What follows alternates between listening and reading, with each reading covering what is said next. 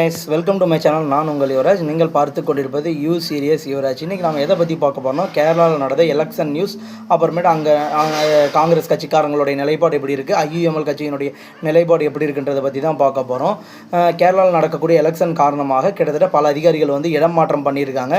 இது எதுக்குன்னா, அந்த தேர்தலில் கரெக்டான முறையில் தேர்தல் நடக்க போகிறதா மக்களுக்கு அறிவிக்கிறதுக்கோசரம் இந்த இடமாற்றம் நடந்திருக்கிறதா சொல்லியிருக்காங்க. அடுத்த ரெண்டாவது நியூஸ் என்னென்னு பார்த்தீங்கன்னா, கேரளாவில் காங்கிரஸ் கட்சி பார்த்தீங்கன்னா 140 இடங்களில் கிட்டத்தட்ட 95 இடங்களில் போட்டி போகிறதா இது வரைக்கும் முடிவு பண்ணியிருக்காங்க. அடுத்து பார்த்தீங்கன்னா ஐயுஎம்எல் கட்சி பார்த்தீங்கன்னா கிட்டத்தட்ட 27 இடங்களில் போட்டி போகிறதா இது வரைக்கும் முடிவாயிருக்குங்க. அடுத்து பார்த்தீங்கன்னா ஐயுஎம்எல் கட்சி பார்த்தீங்கன்னா கடந்த 75 ஆண்டுகளில் முதல் முறையாக 2 பெண் வேட்பாளர்களை இந்த வருஷம் தான் நிறுத்தியிருக்காங்க. இது கேரளாவில் ஒரு மிகப்பெரிய ஒரு முக்கியமான நியூஸாக பார்க்கப்படுதுங்க. 2 பெண்களுக்கு வாய்ப்பு கொடுத்துருக்காங்க. 75 வருட கால அந்த கட்சியினுடைய வரலாற்றில் இது ஃபர்ஸ்ட் டைமாக நடந்திருக்கிறதா இது வரைக்கும் நம்மளுக்கு தகவல் வந்திருக்குங்க. மேலும் நம்மளோட நியூஸ் சேனலை சப்ஸ்கிரைப் பண்ணி வச்சுக்கோங்க. அடுத்தடுத்த நியூஸுக்கு அவசரம் வெயிட் பண்ணுங்கள். எவ்ரி 2 hours ஒன்ஸ் கண்டிப்பாக நியூஸ் வரும். Thank you guys, thank you.